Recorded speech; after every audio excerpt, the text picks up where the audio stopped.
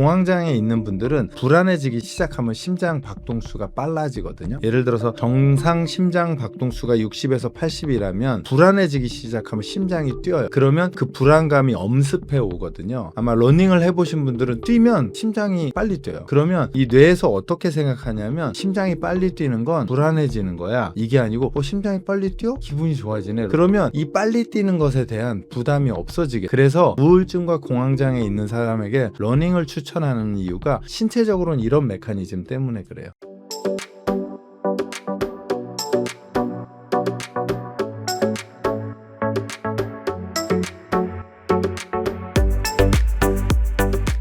작년부터 유행하던 러닝이 러닝크루에 이어 러닝 순찰대가 생길 만큼 러닝의 인기가 식지 않고 있는데요. 러닝의 인기가 이렇게 지속되는 이유는 무엇이라고 생각하시나요? 아무래도 이제 러닝이 인기가 있는 건 제가 볼 때는 그 러닝 자체가 우리 신체적으로 정신적, 신체적으로 건강을 회복해 준다는 걸 사람들이 인식한 거죠. 뛸 땐 힘들지만 뛰고 나서 내 몸이 건강해진다는 걸 아마 느끼셨을 거고요. 이제 그게 입소문을 타고 소문이 났겠죠. 그다음에 두 번째로는 다른 운동에 비해서 접근성이 좋죠. 왜냐하면 운동 하나 딱 신고 나가면 되니까요. 근데 예를 들어서 테니스를 치러 간다, 탁구를 치러 간다, 피트니스 클럽만 해도 이동을 해야 되는 불편함이 있거든요. 그런 것에 대한 제약에서 아마 자유로워서 좋아할 것 같고요. 그 다음에 이제 마지막은 이제 크루를 이루는 건 혼자 뛰는 것의 지루함과 힘듦을 크루의 멤버들과 같이 하기 때문에 조금 더 즐거움을 느끼니까 제가 볼 때는 식지 않고 계속 갈 것 같고요. 제가 볼 때는 앞으로 더 많아지면 많아질지 작아질 거라고 생각하지 않고요. 예측을 한다면 아마 크루가 쪼개지면서 개인화로 바뀔 거예요.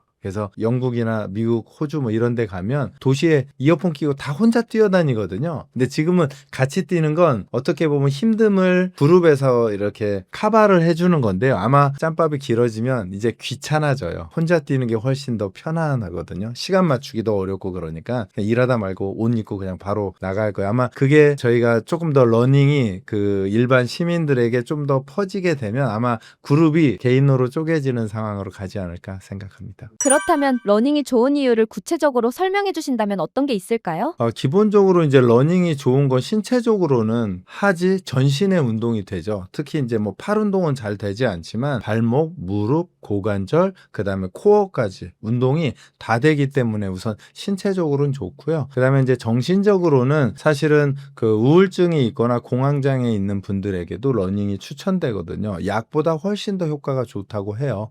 뛰고 나서 그 샤워 후에 기분은 아마 해보신 분들이 알기 때문에 이게 반중독 상태가 되는 거죠. 그래서 이런 부분들이 러닝을 계속 하게 되는 이유가 되는 것 같습니다. 러닝이 신체뿐만이 아니라 머리에도 긍정적인 효과가 있다고 하는데 어떤 게 있을까요? 보통은 우울증과 공황장애가 있을 때 이제 의사들이 이제 특히 미국이나 유럽에서는 러닝을 추천하는데요. 화학적인 메커니즘 말고 그냥 신체적인 어떤 상태로 보면 공황장애 있는 분들은 불안해지기 시작하면 심장 박동수가 빨라지거든요. 예를 들어서 정상 심장 박동수가 60에서 80이라면 불안해지기 시작하면 심장이 뛰어요. 그러면 그 불안감이 엄습해 오거든요. 근데 아마 러닝을 해보신 분들은 뛰면 심장이 빨리 뛰어요. 그러면 이 뇌에서 어떻게 생각하냐면 심장이 빨리 뛰는 건 불안해지는 거야. 이게 아니고 심장이 빨리 뛰어? 기분이 좋아지네 러닝을 하니. 근데 운동을 하지 않은 상태에서 심장이 뛰는 건 심장이 빨리 뛰면 불안해지고 땀이 나고 막 어쩔 줄을 모르겠어 이렇게 되는데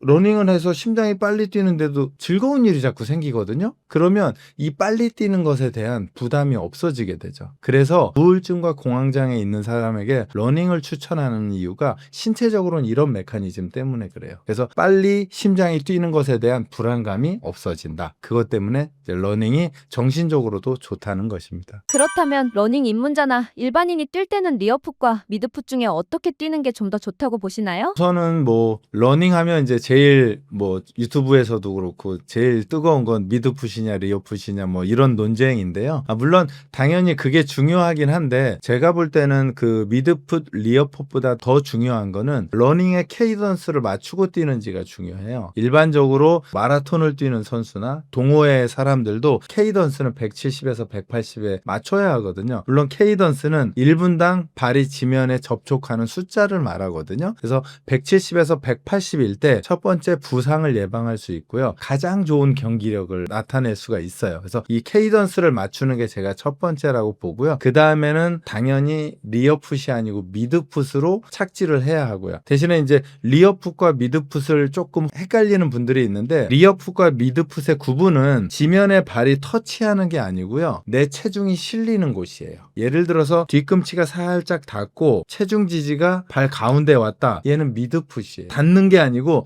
체중이 들어오는 거예요. 그래서 저희가 컨택이라고 하거든요. 닿는 게 아니거든요.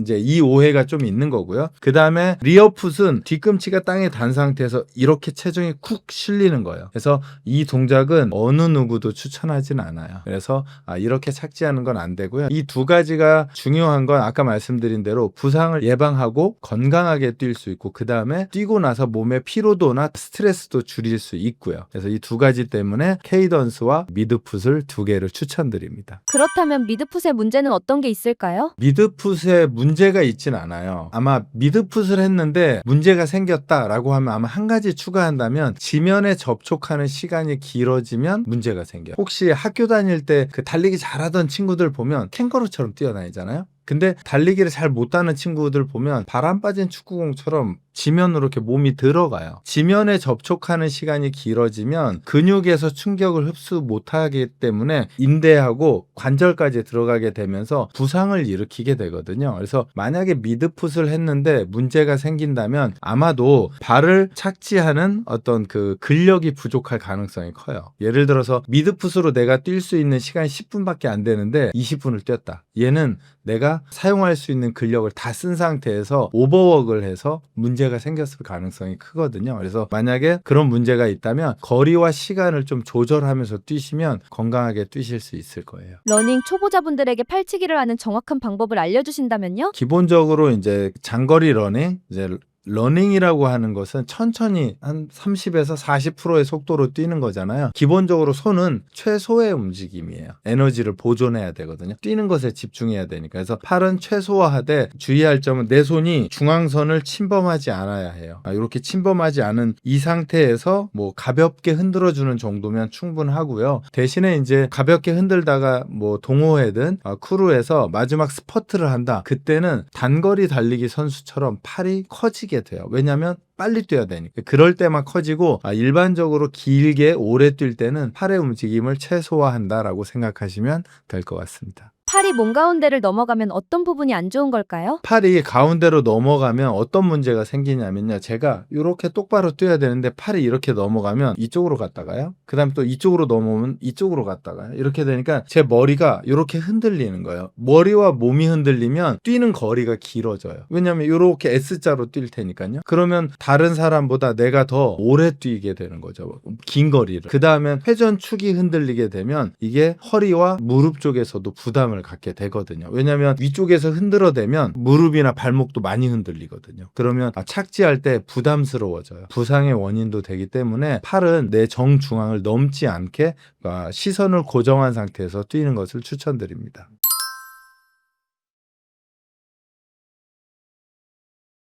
마라톤 선수들의 경우엔 팔을 가볍게 흔드는 경우도 있던데 무슨 이유 때문일까요? 네, 맞습니다. 그래서 보통 마라톤 선수들 보면 앞뒤로 흔들기보다는 약간 이렇게 회전하는 느낌이거든요. 왜냐하면 발과의 리듬을 맞추는 거예요. 근데 이걸 억지로 이렇게 팔을 크게 하면 다리도 커져야 돼요. 그러면 케이던스가 더 떨어져 버리면서 보폭에 문제가 생겨버리거든요. 그래서 마라톤 선수들 보면 대체적으로 팔을 이렇게 원을 흔들듯이 이렇게 뛰거든요. 이건 리듬을 맞추는 정도라 리듬을 맞추고 팔의 움직임을 조금 최소화한다. 대신에 팔이 몸통 안쪽으로 넘어가지 않게 한다. 이 정도면 충분할 것 같습니다. 보폭은 어떻게 하는 게 러닝에 가장 좋은 방법일까요? 만약에 러닝을 계획하는 분들에게 첫 번째 원칙은 케이던스를 지킨다, 유지한다. 이게 첫 번째고요. 보폭은 내가 다리 힘이 세지면 보폭이 넓어질 거고, 그 다음에 다리 힘이 약하면 좁아질 거예요. 또는 만약에 30분이나 1시간을 뛰어도 체력이 있을 땐 보폭이 넓어질 거예요. 그 다음에 체력이 떨어지면 좁아들겠죠. 근데 이걸 인위적으로 보폭에 맞춰버리면 아까 말씀드린 첫 번째 원칙인 케이던스가 무너지면서 뛰는 밸런스가 깨져버리거든요. 케이던스에 맞추고 보폭은 내 체력 상태에 맞춰서 그냥 자연스럽게 넓어지기도 하고 좁아지기도 좁아지기도 한다라고 그냥 생각하시면 좋을 것 같아요. 대신에 케이던스는 좋은데 보폭이 너무 좁다, 늘리고 싶다라고 하면 뛰면서 늘리지 마시고요. 종아리, 허벅지, 엉덩이 근력 운동을 하면 자연적으로 늘게 돼 있습니다. 러닝을 꾸준히 하려면 호흡이 가장 중요할 것 같은데요. 호흡은 어떻게 하는 게 가장 이상적인 방법일까요? 네, 선수마다 조금 다르긴 한데요. 우선 가장 확실하게 정확하게 지켜야 할 건 코로 마시고 입으로 뱉는다예요. 이렇게 해요. 입으로 호흡을 다 해버리면 입이 말라서 뛰는데 어려워지거든요. 왜냐하면 중간에 수분 공급을 하기도 어려워질 수 있고 그렇기 때문에 우선 첫 번째는 코로 마시고 입으로 뱉는다고요. 그 다음에 초보자고 이제 시작하면 좋은 동작을 익히는 게 좋잖아요. 그래서 코로 2번 마시고 입으로 2번 뱉는다. 이렇게 이걸 기본으로 해요. 그러면 이렇게 되죠. 이 케이던스에 맞추는 거죠. 조금 익숙해져서 조금 빨라지면 발의 케이던스와 내 호흡이 일정하게 맞추는 거죠. 근데 이렇게 하다가 만약에 공기가 부족하다면 중간중간에 공중급유를 받듯이 한번 해놓고 다시 또 이렇게 들어가는 거죠. 그래서 발의 스텝과 호흡을 맞춘다라고 생각하시면 되고 코로 마시고 입으로 뱉는다. 이 정도 하시면 아마 괜찮으실 거예요. 건강을 위해서 러닝을 한다면 주에 몇 회 정도 뛰는 게 좋을까요? 건강을 위해 한다면 주 2, 3회면 충분합니다. 왜냐하면 출근하셔야 되잖아요. 다음날 출근해야 되니까 주 2, 3회 시간은 대략 한 30분 정도면 충분할 거라고 생각합니다. 30분이면 좀 빠르게 뛰는 분들은 뭐 한 6, 7km까지 뛸 거고 좀 못 뛰는 분들은 한 4km 정도 이렇게 뛸 거거든요. 그래서 30분 정도 이렇게 뛰시면 좋을 것 같습니다. 30분을 러닝한다면 같은 속도로 일정하게 러닝을 하는 게 제일 좋을까요? 만약에 30분을 뛴다면 저는 개인적으로 같은 속도로 쭉 뛰기는 쉽지 않을 거라고 봐요. 아무래도 30분이면 10분, 10분, 10분 이렇게 나눈다면 최초의 10분에 약간 준비, 워밍업 같은 느낌으로 예를 들어서 30분을 뛸 수 있는 속도에 조금 부족한 속도로 뛰고 그 다음 10분은 조금 빠르게 뛰고 그 다음 10분은 조금 더 빠르게 뛰면서 점차적으로 내 몸이 준비가 되고 예열이 되면 그때부터 속도를 이렇게 높여나가는, 그것도 제가 볼 때는 이제 많이 뛰어보신 분들은 노하우가 있거든요. 촌놈 마라톤 한다고 하잖아요. 시작하자마자 막 뛰어가지고 한 5분 뛰고 그냥 팩 쓰러지는 게 아마 내가 30분을 어떻게 뛸 수 있는지에 대한 예측이 없어서 그러고 경험이 없어서 그래요. 처음에는 조금 천천히 걷는 듯 뛰는 듯 이렇게 하시는 것을 추천드립니다. 요즘 마라톤도 유행을 하고 있는데요. 마라톤 같은 장거리 러닝은 좋지 않다는 의견도 있던데 사실일까요? 일반적으로 운동이 건강이라는 측면에서 봤을 때 과하면 안 좋아요.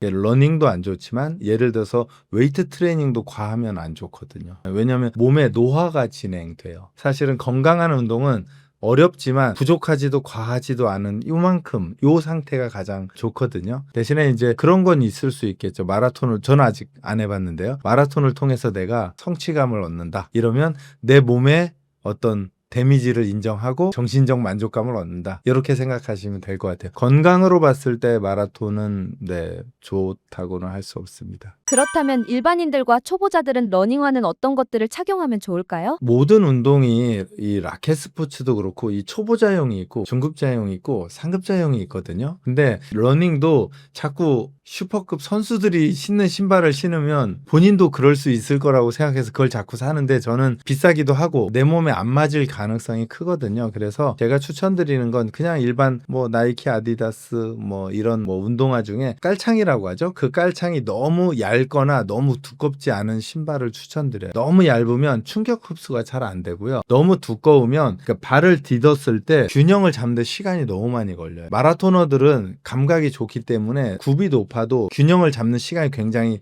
빠르거든요. 근데 이제 초보자가 그렇게 신으면 아마 발목이나 무릎에 엄청 스트레스가 갈 거예요. 그거랑 비슷하다고 보시면 돼요. 그 아이돌이 굽 높은 신발 신고 춤추잖아요. 그들은 고수니까 가능하지 제가 추면 아마 발목 박살 날 거예요. 우선 처음 하시는 분들은 아주 일반적인 운동화 높이, 러닝화 그 정도면 충분할 거라고 생각합니다. 러닝을 하다 보면 러너스 하이가 오기도 한다고 하는데요. 어떻게 하면 러너스 하이를 느낄 수 있는 걸까요? 아무래도 이 러너스 하이를 느끼려면 규칙적으로 꽤 오랜 시간 해보셔야 아마 느끼실 수 있을 거고요. 몇 년 이상은 좀 하셔야 느낄 수 있을 거예요. 근데 이제 이 러너스 하이가 양날의 칼이거든요. 너무 컨디션이 좋기 때문에 저도 이제 느꼈었는데 너무 컨디션이 좋아서 뛰다 보면 몸이 망가지는지도 모르고 뛰어요. 왜냐하면 조금 과하게 말하면 마약한 듯한 느낌이거든요. 아프지가 않거든요. 왜냐하면 구름 위를 날아가는 느낌이라 거리, 시간 상관없이 막 뛸 수 있거든요. 뛰고 나면 충격은 그 다음에 내 몸에 오게 되니까. 그래서 러너스 하이를 느끼는 건 좋긴 한데 왔을 때 조금 조심하셔야 돼요. 과하지 않게 조금 어렵긴 하지만 조금 끊어주는 게 좀 필요합니다. 그렇다면 헬스장에서 뛰는 러닝머신과 야외 러닝은 어떤 차이가 있을까요? 일반적으로 이제 트레이드밀이 만들어진 것은 야외에서 뛸 수 없는 또 너무 춥거나 덥거나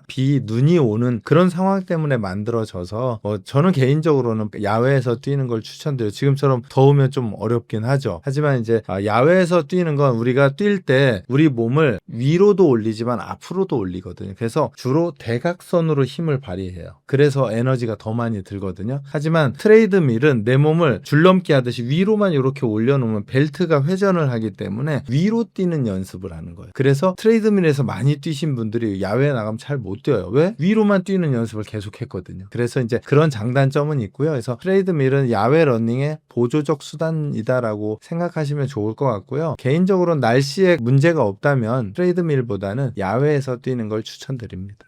끝으로 웅달책방 시청자분들께 한 말씀 해주신다면? 운동이 저도 하고 있지만 어렵습니다. 어렵긴 한데요. 아마 운동을 안 하신 분이 하기 시작해서 규칙적으로 하게 되면 인생이 달라질 거예요. 그래서 저랑 운동하시는 분들 중에 그런 얘기 하시거든요. 50대가 되셨는데 제 인생에 지금이 체력이 제일 좋아요. 젊은 20대보다 지금이 더 좋아요 라고 하거든요. 그래서 늦지 않았고요. 시작하시면 50대, 60대 아마 전성기를 가지실 수 있을 거예요. 오늘부터 운동을 최소한 하나하나씩이라도 하시면 다른 인생을 맞이하실 거고요. 그렇게 건강한 노후를 설계하셨으면 좋겠습니다.